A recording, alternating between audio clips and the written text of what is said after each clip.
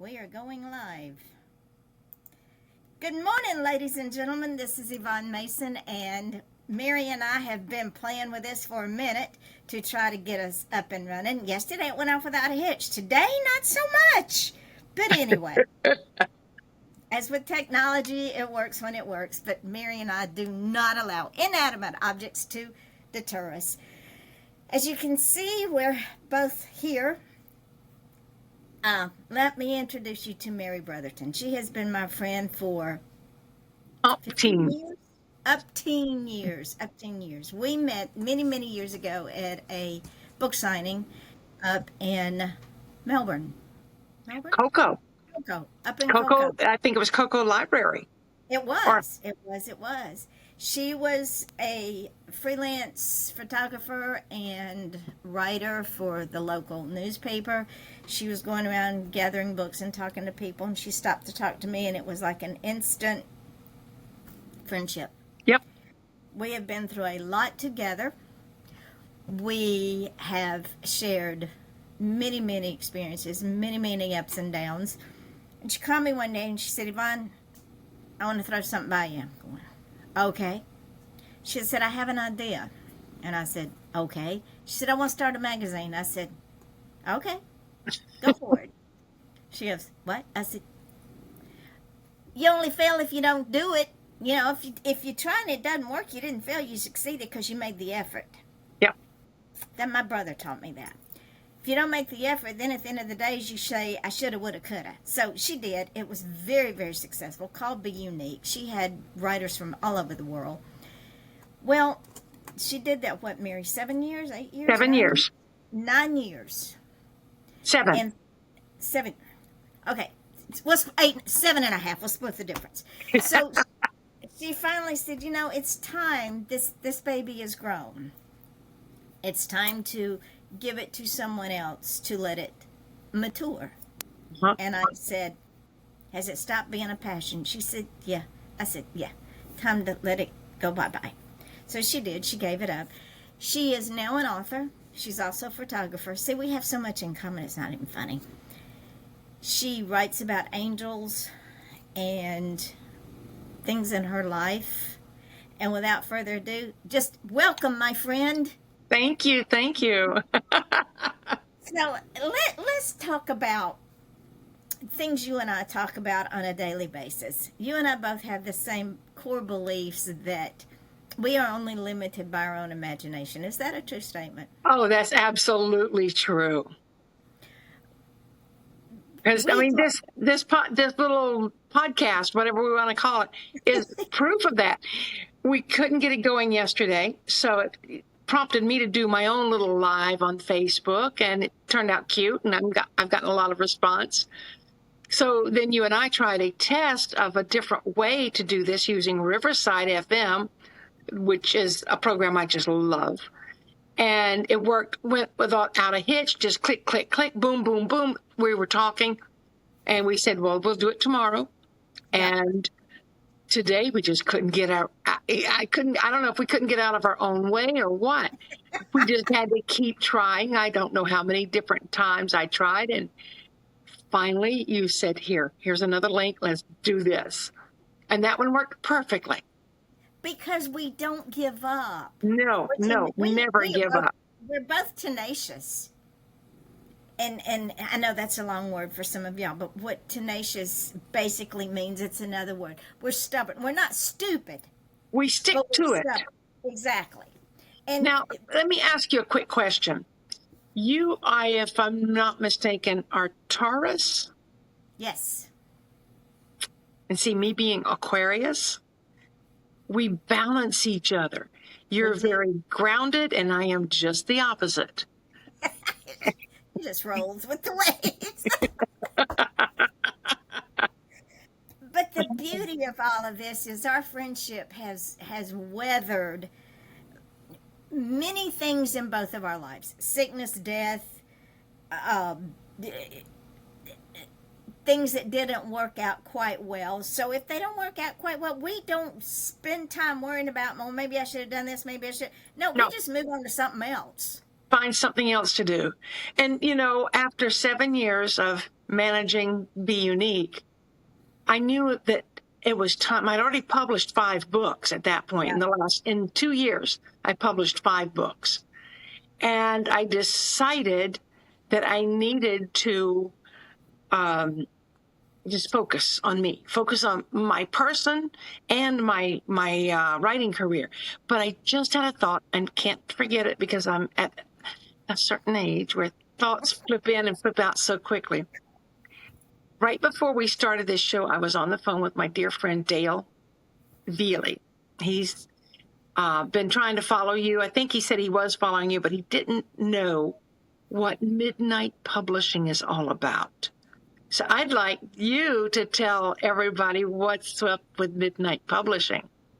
Okay, well, as Mary knows, and as many of the people that have been with me on this journey for the last 19 years know, I've been published since 2006. I've been writing since I could hold something to write with.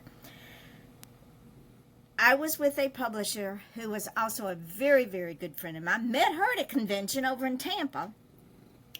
And after Jack died, I quit writing. It was just, I could not focus. So she said, Yvonne, if I send you titles of anthologies, would you be willing to send me a story? I said, sure. So she did that. And I wrote for her anthologies for 2 or 3 years.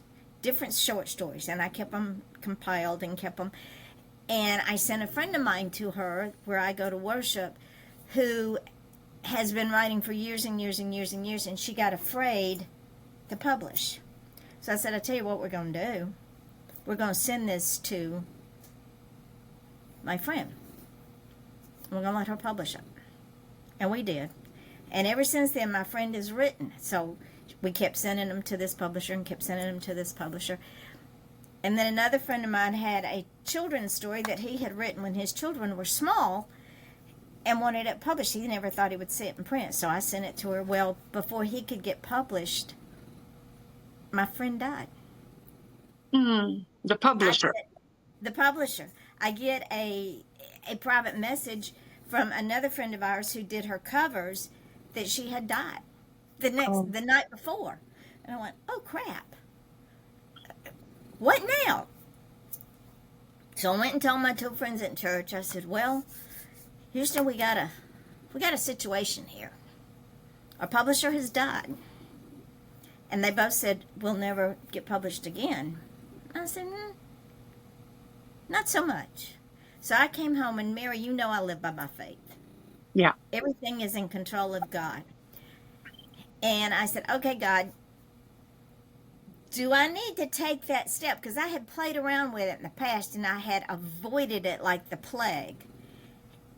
And I said, is this a sign that I might need to take that step now? Am I there now? And I thought about it, and I prayed about it, and I went to church one Sunday morning, and my friend Peggy came up to me. She says, well, Isaac doesn't seem to think that his book will ever get published. I said, want to bet? We're starting a house at my house. And she went, what? I said, I'm starting my own house. I have enough books out there that all I have to do is pull them down from where I have them before, republish them. I'll pull yours down from the publishing company that we were using because my publisher's kids were being jerks. Really, at first they were going to keep the publishing house and take care of all of us. They found out how much work it was. Exactly. So I said, so you and Isaac will continue to be published. Well, then I put a call out to my circle, these people that have been with me for years and years and years and years. And the first one to answer the call is Andrea Dean Van Scoyoc.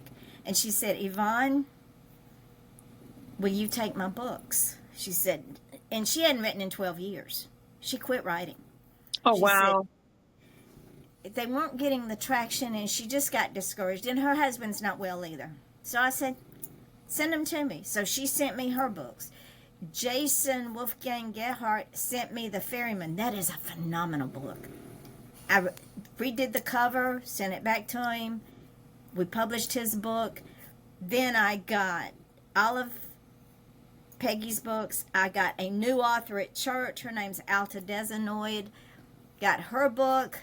Got Sherry Richardson. For 25 years, this girl's been trying to put this book out there, and nobody would take it.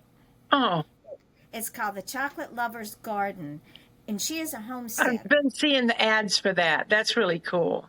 It's a phenomenal book because it doesn't just talk about the flowers and the fragrance of the flowers that have a chocolate smell to them.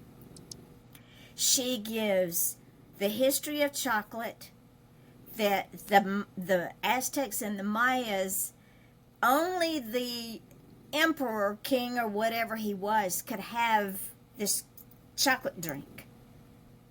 I How it remember got- hearing that in history.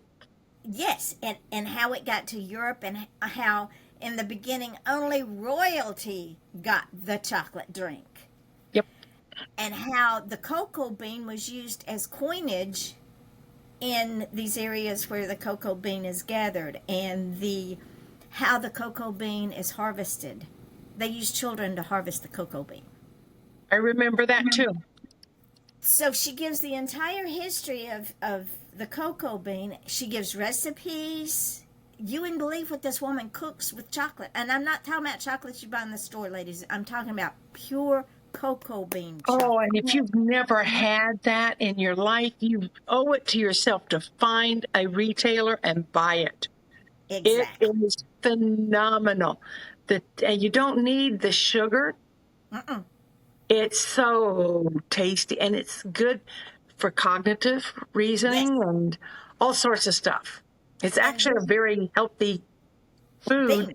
if it's done properly. And it doesn't need all the additives that is thrown into store-bought chocolate. No. If you read the ingredients of store-bought chocolate, ladies and gentlemen, I'm going to tell you, it's not chocolate. It's preservatives, additives, and refined sugar. Yep. There is sugar, and then there is raw sugar. Raw sugar is straight off the stalk. I used to eat the sugar canes. We'd have carnivals at school, and we'd buy the raw sugar canes. Best tasting stuff I ever had in my life. White sugar is refined sugar. It has all the other garbage in it, and all the nutrients are taken out. But pure sugar it has a sweeter taste to it. Yep. If you've never had raw sugar, I suggest you go get some. But anyway, Sherry had this dream for 25 years that she wanted this book out there. So she very quietly and humbly asked me, would you be willing to take this book? I said, sure. So many people, and Mary will attest to this, so many people in our sphere have been good to us. Oh, unbelievable. And have taken care of us and have paid things forward and have helped us out, that it's only right that I do that for these authors. Another author just got her out of California, Kim Carmichael. She wrote Trophy Doctor. She got discouraged with it. She pulled it down. I said, and she was asking for help. I said, send me the book, Kim. We'll get it out there. I redid the cover.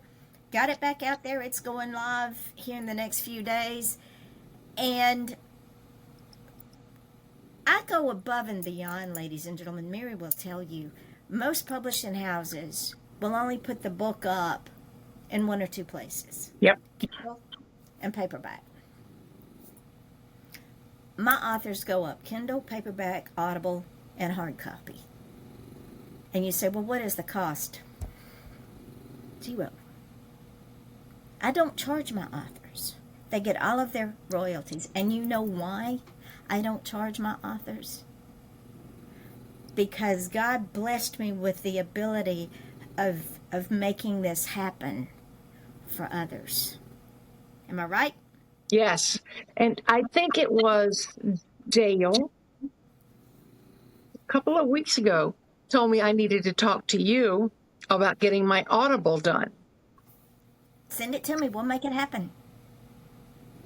We'll throw. What I have to do is put it up on Kindle, and then the AI Audible pulls it and reads it from the Kindle.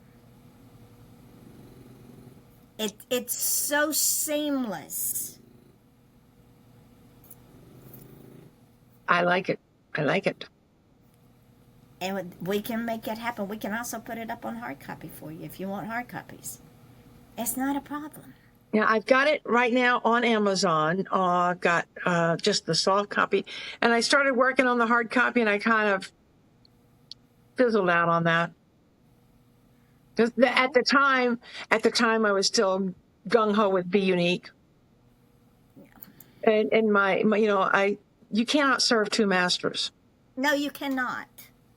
You got to be dedicated to one or the other. And ladies and gentlemen, I'm going to tell you, Be Unique with Mary was a 24/7 job almost. Unfortunately, it was.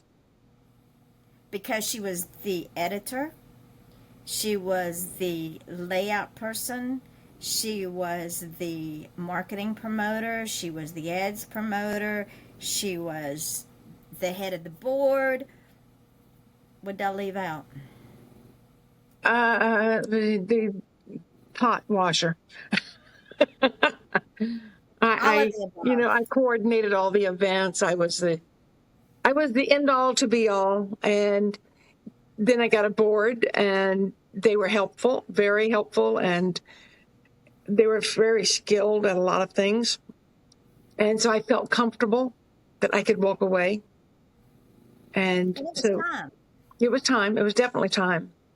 And so we had a succession plan in place, and they have run with it. So we shall see. I was talking with one of the board members yesterday or the day before. Day before. Anyway, it doesn't matter. She was asking me how I would feel if they didn't do the magazine, but only concentrated on online classes. I said, you know what? You do you. As long as it is fulfilling the educational portion of the 501c3, I don't care what they do with it. And So maybe it'll evolve into something else. It will definitely evolve, and that is exactly what has to happen. And ladies and gentlemen, Mary and I have been at this business long enough to know that if you do not allow growth in your life, as she has allowed Be Unique to grow and move away, it will get stagnant and Yes. it will die because you can't stand still and grow. No. It's only as good as the leader, too. That is very true. If the leader is burned out, then the organization is going to feel like it's on fire. Very true. And it will implode from within. We as artists understand that if we don't continue to grow, we don't continue to stretch our mind and the knowledge and the wisdom that we have, especially the knowledge, because when we impart that knowledge to someone else, then it becomes wisdom. And the legacy that she and I both want to leave is that we made a difference in one person's life. Yeah. And we know we have. We do. Because we've made a difference in each other's lives. We have.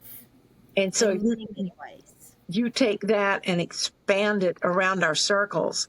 We're constantly making difference wherever we go because it's just the kind of people we are.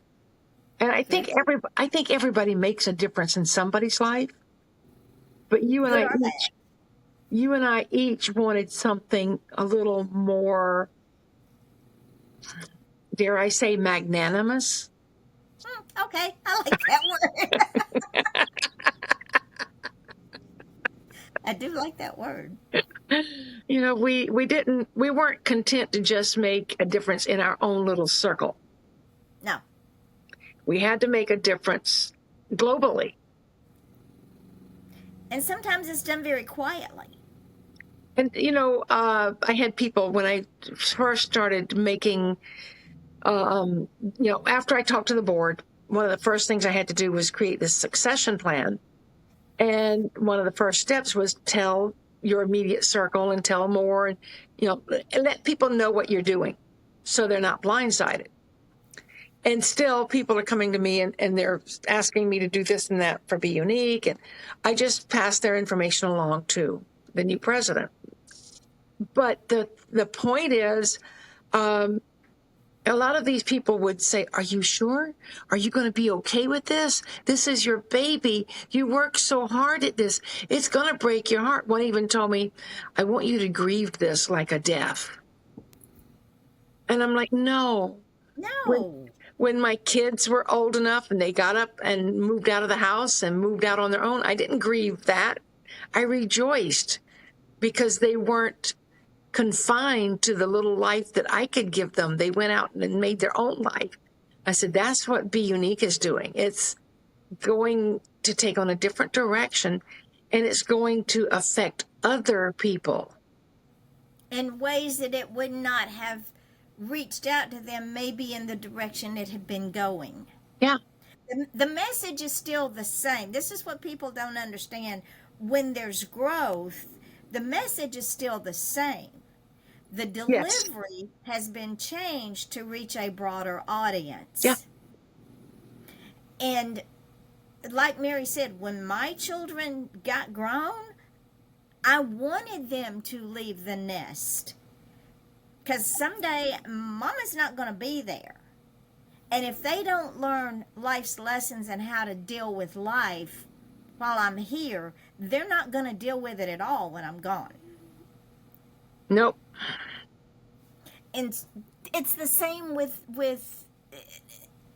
giving up something. When you are at a meal, when you're at a buffet, and you see all this food, and you say, I'll have some of that, some of that, some of that, and you get down to the end of the line and your plate is full, in order to have something that you really, really want, something else has to go away. Because then the plate will be overfull and spilling all over the floor and nobody benefits. Yeah.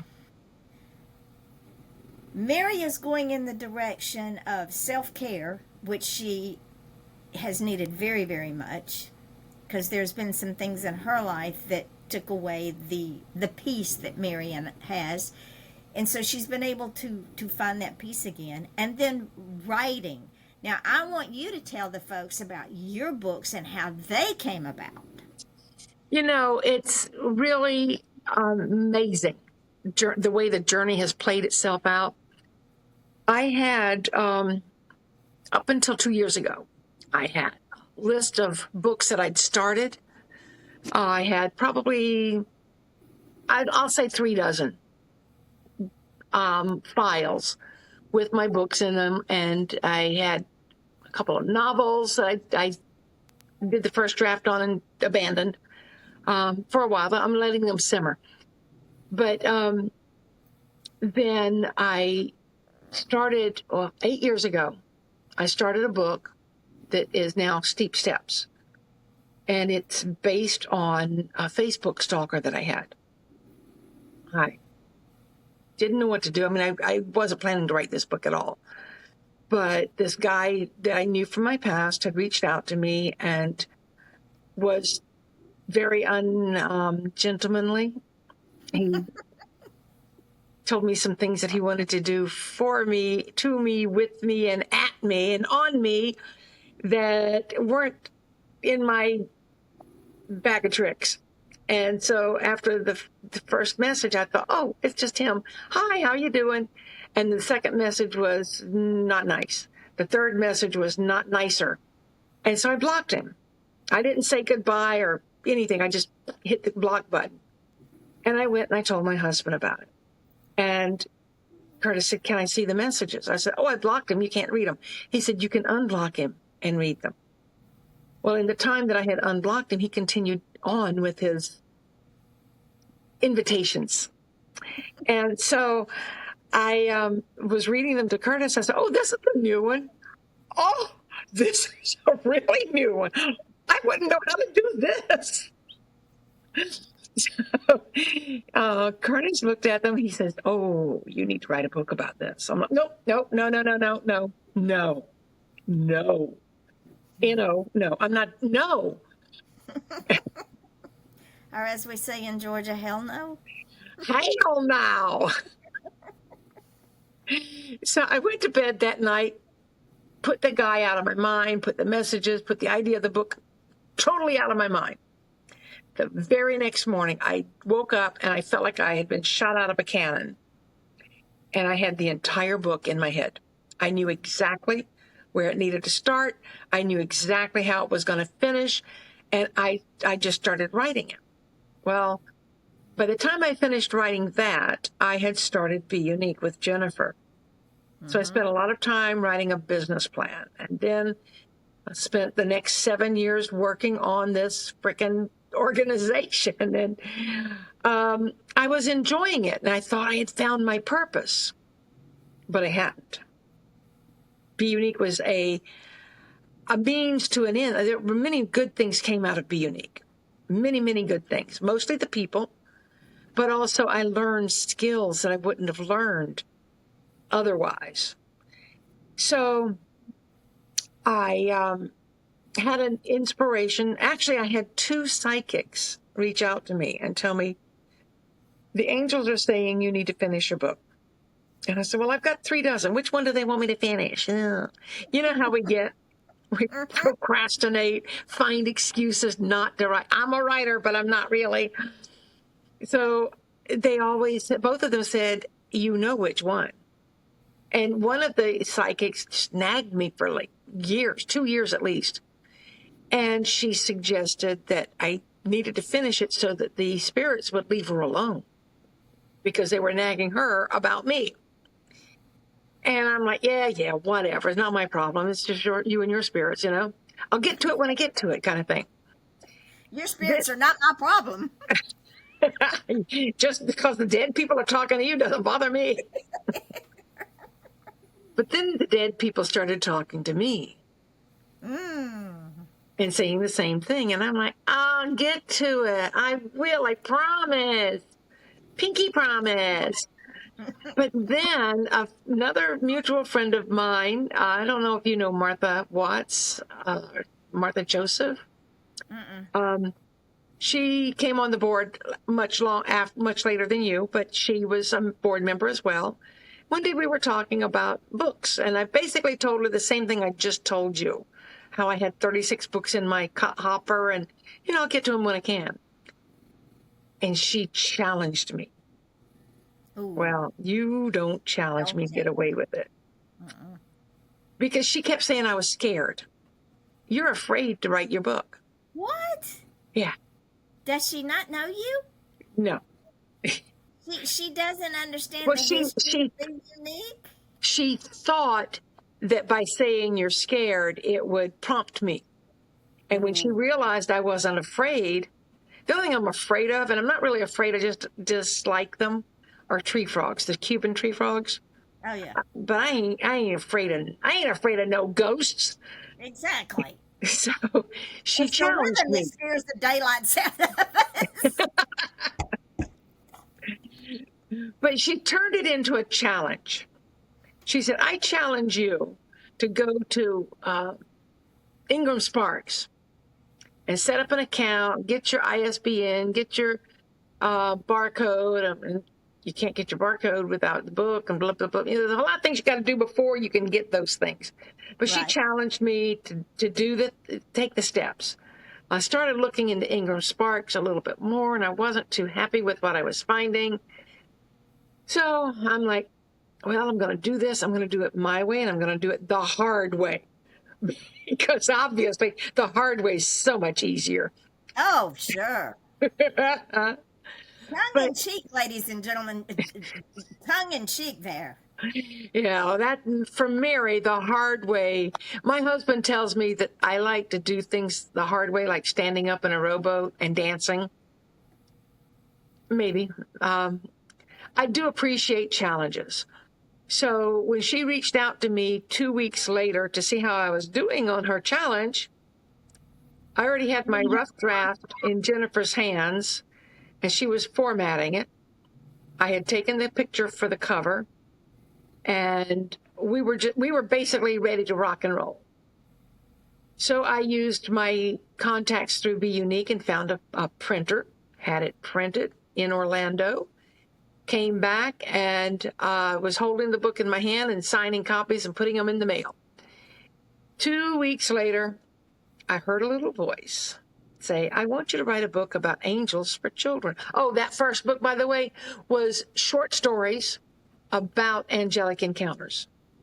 It was just a little, 88 pages is all it was. But the print's too small, and I will be fixing that the next time I update it. Anyway, after 2 weeks with that book in my hand, I heard the message, I want you to write a book about angels for children. And I'm like, ain't nobody in this room. I know somebody said that, and it wasn't me, because that's not a book that was on my list. Go with Angels was always on my list, but my little angel book for children, nope, had no idea. So I said, oh, it's not that hard to write a book for children. I've written several. It's not easy, as people might think, just because there are fewer words. You got to think on a child's level, and I never thought on a child's level. I think it was Beverly Cleary, but maybe it was someone else who said, if the subject matter is too deep for adults, write your book for children. So I wrote this book. Well, I didn't just write it. I started to write it, and I couldn't come up with the words. So I just got into my little meditation zone, and I said, all right, look, dude, that's what I call God. Sometimes I call him Gus, God, universe, spirit, source. But most of the time, it's dude. But I just say, hey, you told me to write this book, and I can't. The words aren't coming. So I don't know what I'm supposed to do next. Yvonne, I could hear it as if a person was standing right there. Paint the pictures, and the words will come. And again, I'm like, what? I'm not a painter. I know that feeling. I'm not a painter. I love to paint. I love to make abstracts, because if it's abstract, nobody can tell me it's wrong.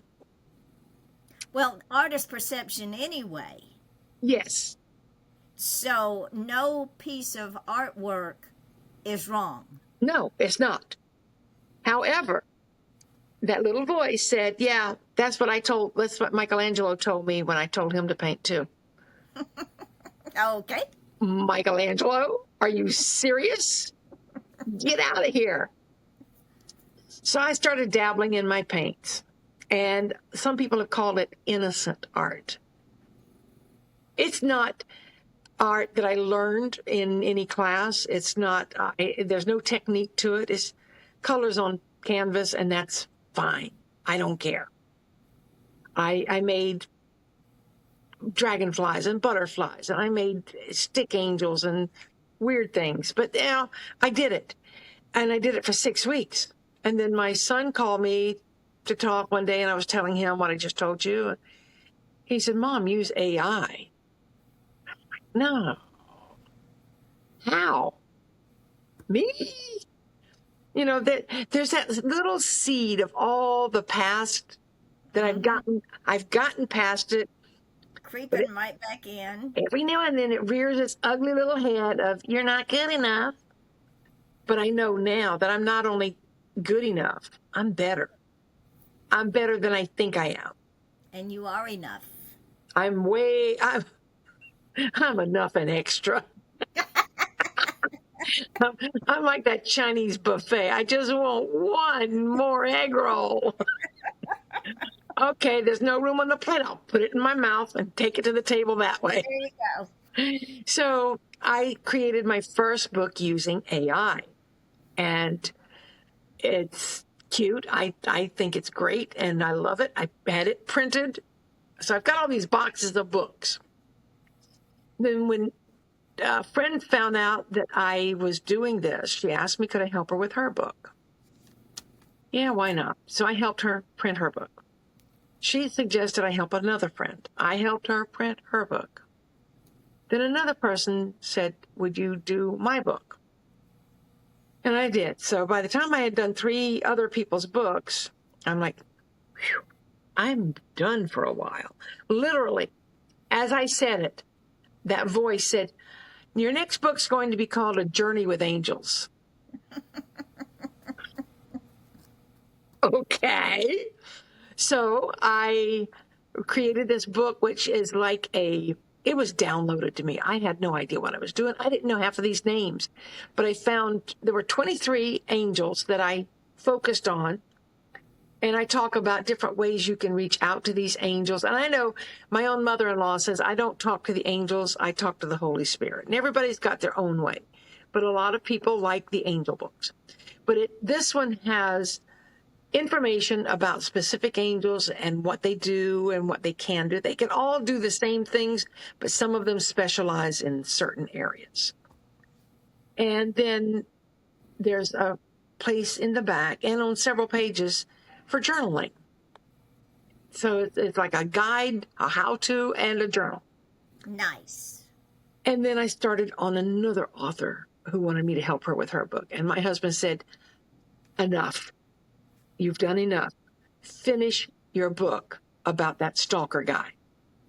Now, by the time I had finished it and started Be Unique, that book had gone through 2 revisions, a dozen beta readers, because I wanted to make sure it was really, really polished.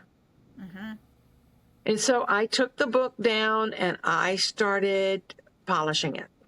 And the best way to polish that was with my husband, who doesn't like to actually hold a book and read, just listening. So he would shut his eyes, and I thought he'd go to sleep, but he was watching the movie in his head as I read. And then every now and then he'd say, wait, stop, no. That doesn't make sense. And I'd say, that doesn't make sense to you, or it doesn't make sense physically, logically, what? So we would hash it out. He was the best critique partner. I miss mine. I know. So I got it done, and I sent it out to a couple of, I guess I should tell you guys what it's about. It's about sex addiction.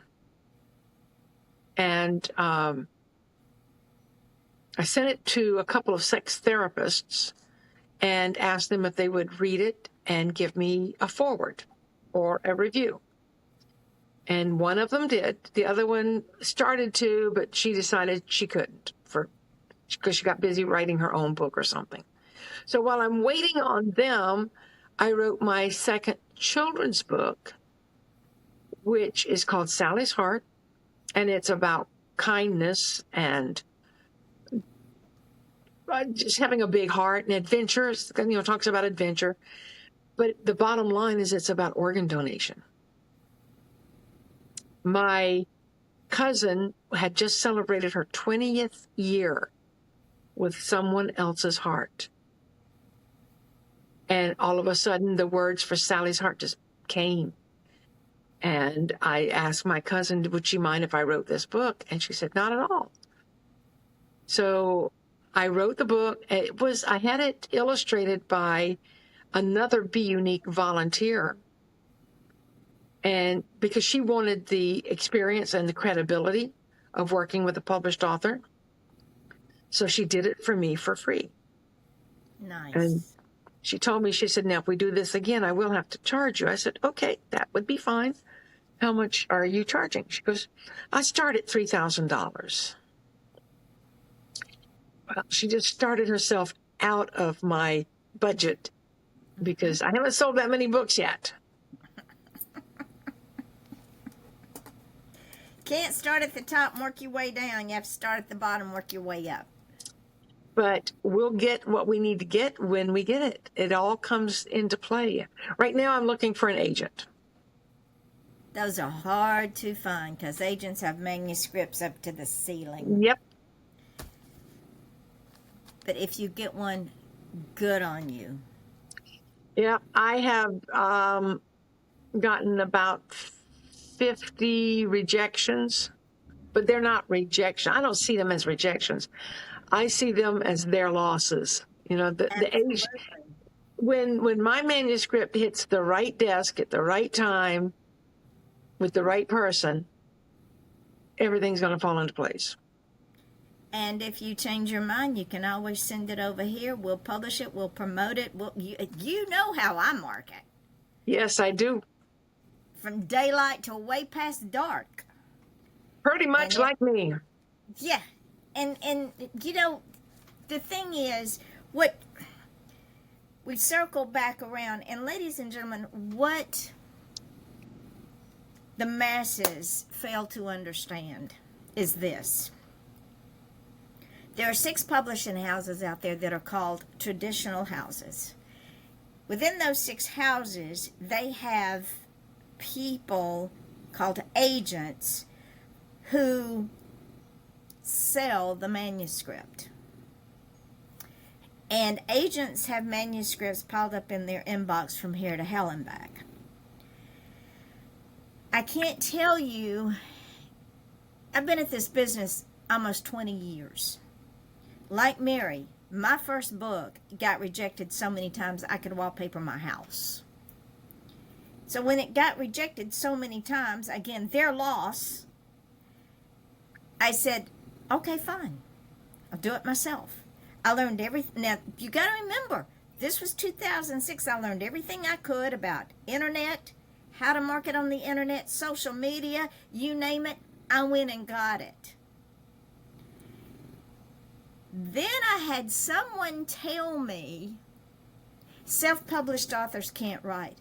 What? Excuse me? And how many books have you written? None that I want to. There are some self-published books that the authors can write, they just can't self-edit. There you go. You have to have an editor. You have to have someone else looking at your book.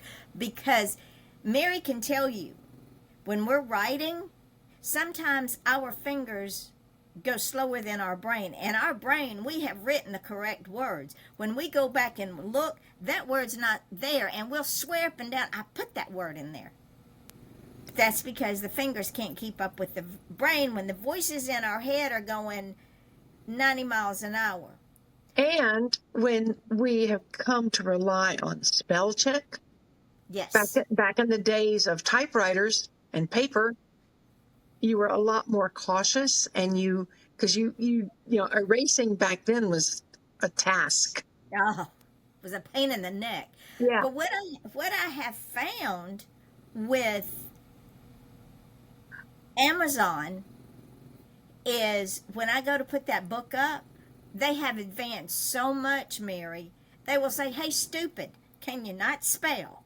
Fix this word. Because before that book is allowed to go into the printing side, if the cover's not within the boundaries, if the pages are not formatted right, it will kick it back and say, well, you need to fix this and this and this and this. They have advanced so much, it's not even funny. I love working on the publishing side of Amazon now. The Kindle, it will, when you put it up on the Kindle, it will say, okay, did you mean to spell this word as wanna instead of want to? Well, yeah, I did in this case because it's someone vernacular. Right, it's the vernacular. It's not the Queen's English. But when we first started this endeavor, I can tell you right now, and Mary's part of this group of us, that we were maligned, it was like we had the leprosy. Nobody wanted to touch us. But because we stayed the path and we did not allow people to discourage us, there are more indie authors out there, I think, than there are traditionally published authors. And the reason being, we have control. I've been reading books since I was 5 years old. And I'm not talking about See Jane Run. I'm talking about books. And the authors that I loved, other than the classics, after a while, so-and-so to have a new book out. Well, you would read the back of the book. You'd read the back that gave the synopsis. Same plot, different town. The names of the characters were changed to protect the characters before, but it's the same regurgitation of the story. Because a formula is easy. Exactly. And when those books get to tradition, and they put their authors under so much stress to keep rolling out these regurgitating books, and when they get to their editors are allowed to rewrite the whole damn book. Yeah. And you know that there are authors, well-known authors, and one comes to mind, James Patterson, because I saw a book recently, because it said James Patterson and David somebody. I think there was a sticker over his name. What they're doing is they're teaching this David somebody how to emulate James Patterson, who is getting up in age, so that his books can continue on after he's gone. Under this new guy's name. So what the houses, the traditional publishing houses, have gotten lazy because they no longer care about the author. They no longer care about the reader. I quit reading an author because she went so completely off the rails. Her books didn't even make sense anymore. And she was a well-known author, but she went off the rails. Authors lose all control of their books. Now we're talking traditional published. All control of their books, all control of their marketing, all control of their media. They do not have a say in the book cover. And if you've seen some of these book covers, I won't even pick up the book. Because the book covers are so boring, it has nothing to do with the story inside. It's just slapped on there, mass-produced, and out the door it goes. Yeah, I remember when the title of the book was the biggest thing you needed to see. Yep. Now you see author, and then down below, little title. And you're going, or New York Times best-selling author. How do they write a book that way? They don't. And what I found out is that list of best-selling authors, guess how New York Times gets that list? From the publishers. No. No? No. When books come out, the New York Times sends down a list of all the new listings to all the bookstores. And they have the bookstore managers tick off what they think's a bestseller. Oh, yeah. Y'all didn't know that, did you, ladies and gentlemen? Yes, I didn't know that. Yes, they do. So, if you're not shipped out by one of the big sixes to these bookstores, you're never going to get on the best-selling list. It doesn't matter, because we don't write, and we can afford to take our time writing our books. We can afford to take time to tell the story. Yes. We can afford to take time to create an eye-popping cover, because we're in control. Our story's not rewritten to suit an editor who is a frustrated writer, and they rewrite our work. It's our story, it's not theirs. You know, in all the years that I've been editing, I recently edited a fantasy for somebody, and she wrote me the sweetest little review. And it was kind of cute. She goes, I don't know how long you've been doing this, but you should really consider making it a career. You're really good at it. And ladies and gentlemen, I'm going to tell you, I would much rather read Tolstoy, War and Peace, than some of the books that are on the market now from traditional publishers. And I've read War and Peace. Don't get me wrong. That book's, 3,000 pages and very small print, but I read it when I was 12 years old. It told a story. It told the history of Russia and the revolts and how they came to be. It's history wrapped up in a love story. Dr. Zhivago's another one. Oh, God, yeah. And you remember, back in the day, books didn't have a maximum page length. No, they did not. They wrote the books until the story was told. And each book, like War and Peace, might have been what today would be series 3 and a sequel, Right.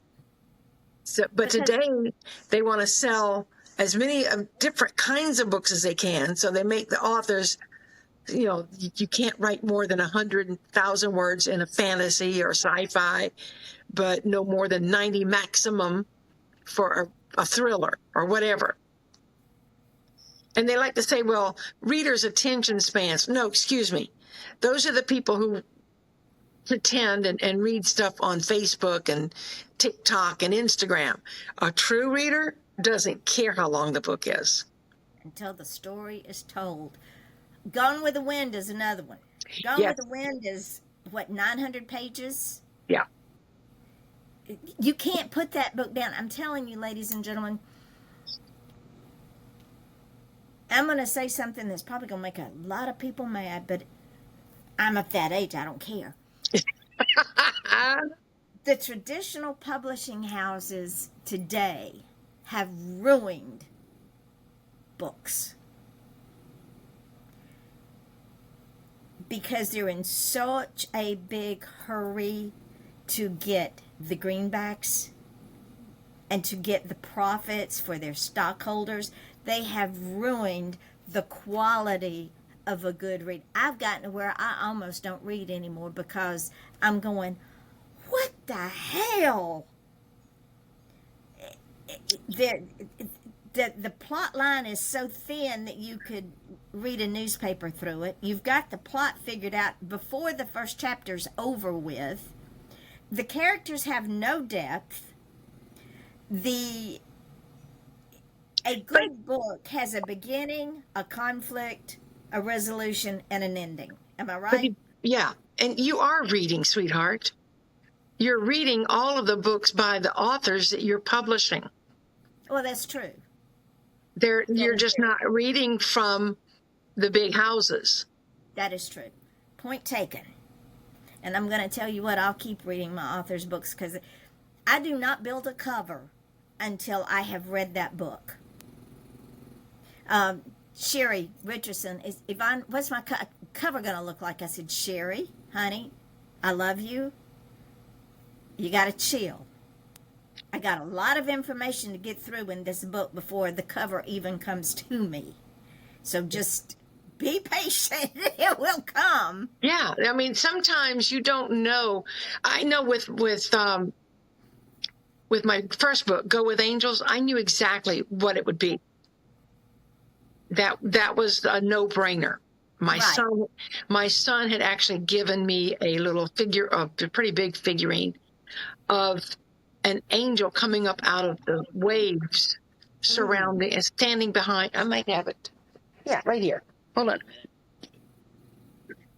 He's hiding behind a bunch of junk.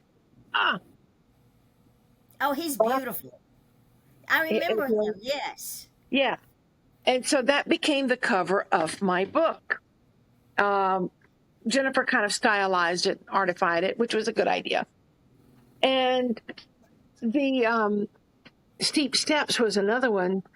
I didn't know exactly what I wanted. I had all kinds of ideas. I was playing around with it.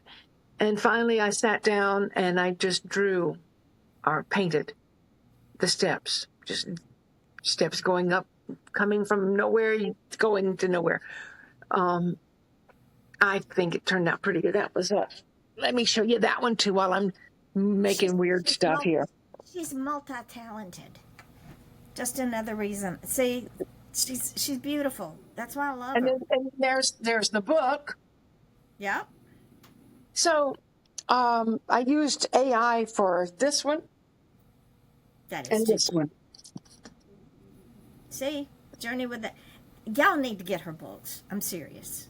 Yeah. Because she's not only an amazing author, she's just an amazing person. Thank you. And like me, she marches to her own drummer. Well, we march to our band. We forget the drummer. We just take the band with us. They play You our know, music. I actually wanted to and did make my own drum See? Again, multi. because I had to have my own drum to bang on when I needed to. And Instead of somebody's sometimes that comes in really handy. it Beat does. that drum instead of that person's face. Oh, bless them. Um, you remember my drag queens, right? Oh, yes. Well, they're showing up in the new book. Oh, I wouldn't get. I just put them in shady rest. They wouldn't shut up till I put them in shady rest. So I thought they'll go away and leave me alone for a minute, right? Now I'm in the shower and I'm trying to decide how Murder in the Village is gonna go, and I'm thinking, okay, it's gonna come to me, and then this voice says, "Hey, yeah. what? We're coming." I said, "No, no, no, no. You were just in shady rest. You can't be in this book." Well, guess what? If we don't come play, you don't get to finish the book. Okay. Oh, All right then. Come ahead. Make yourself to home. Well, now the book's just flowing. It was I supposed to love it. be it was supposed to be a dark novel, and it's turned into a comedic murder mystery. That's awesome. That's as it should be. That makes it even more fun. Remember the Knives Out series? Yes. Yes. Yes. I laughed myself silly over that series. Yeah. Yeah, Well, well, you know, the thing is, we have to get these out of us, or they won't leave us alone. no, they don't. They I refuse. I remember the first time I did the only time I did NaNoWriMo, Mm-hmm. National Novel Writers Month. Yep. I got my novel done in the 30 days, and that's the one I want to pull out next and see how bad it is. You might surprise yourself. It might surprise me. But once I started, because I had no idea where to go, but once I started, it just went. And the beauty of doing something like that and leaving it alone, that's why they say, write your novel, put it in the drawer, or, leave the file alone and come back to it. They say 6 months. To me, Yep. 6 years is better because you really are looking at it with brand new eyes. You are. And things happen. The voices go quiet. I know when Jack died, everything went silent. It had to. I mean, everything went silent. The Only, radio. only the silence could soothe your pain. True. Couldn't concentrate. Couldn't write. Couldn't, because he was like Curtis is with you. He was the one that listened to the chapters. Yeah. He gave me the idea for Brilliant Insanity. The man was as twisted as I am. When I was writing Silent Scream, I said, there's a novel dancing around in my head, and it's called Brilliant Insanity, but I don't know how the protagonist is going to do the killing. He said, "Chum." What? He said, "Chum." I went, "Oh, no, you didn't." Oh, Yes, he did. And you have to read the book to understand the chum thing. yeah. If you don't know what chum is, ladies and gentlemen, it's fish bait used to fish for Attract sharks. Yeah, so it's chum. Just read the book. And But that was sometimes just a 4-letter word is all you need to make your whole book come together. Yvonne, I yes, could dear. sit here and talk with you forever. I know, but we got to go. Because I'm sitting here not thinking about other things I need to do today. I'm thinking about the people who are going to benefit from watching this. We have to do it again. I was thinking we should make this a regular thing. Good idea. When? Well, Wednesday mornings at 11 work for me right now. Okay, Wednesday morning musings. Right here with me and Mary Brotherton. You see how I this think works? I think we should talk about these things that are hidden in our books, like Chum, Yes. and talk about how, let me ask you a real quick question. Do you believe in writer's block? Oh, absolutely. I've had Really? it. I've had it. See, I don't believe in writer's block. I believe that when I have the inability to write, that's my brain saying, you've written enough for now. You need a break. You need to go do something else. The toilets could use your attention for a change. Have you swept the floors lately? When's the last time you put clean sheets on your bed? Because I don't do those things when I'm writing. That's true. That's true. So I See, think it would be fun. Maybe you and I separately can come up with a list of the next 10 shows, and we'll discuss them in email. good idea. That way we'll have a topic, Yeah. and we can kind of be semi-prepared instead of totally off the cuff, which I love going off the chain with you anyway. And we do it so well. Even if we have a script, we go off the cuff. Oh, man. But I'm just thinking that the people who watch Facebook Live and listen, now people who listen to podcasts in their car, no problem. An hour, it go get you anywhere. But I'm Yeah. thinking if we have a little more structure, we can actually cover more information. Wait, she's using that dirty word. I said the S word, I know. You did. Ooh. But I'm just trying to think I'm thinking in terms of our viewers. Well, they're welcome to leave and come back. I mean, That's true. and then we can invite folks because this Riverside has the ability to invite people as listeners, and we even have a chat room on here, I love it. so we can. And I know Riverside goes out everywhere. It does, And you can always take the link and put it other places. as I will, like YouTube and WordPress and Instagram and Twitter and what's the other, Blue Sky and Mastodon. Oh, I got to go back to, I haven't updated Blue Sky in a while. I need to.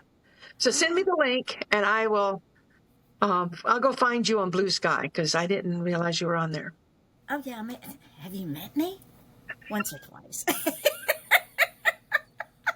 Well, yeah, but I haven't checked all your links lately. I was looking at those earlier and I'm like, I know that the Midnight Publishing's in here somewhere, but it's not one of your links on your Yvonne Mason. So update that. Because those were already up and running, so I just added Midnight Publishing because everybody knows me as Yvonne Mason, and let your friend know that the cost is because I pay it forward. Yeah. I enjoy it. It's fun. And It is fun. And it helps others. well, we learn each time we do something like this too. Oh, absolutely. I have learned so much in the 8-10 months I've been doing this, even more than I already knew. And with the tools that we now have available, it's just, I love it. I could never go back to anything else.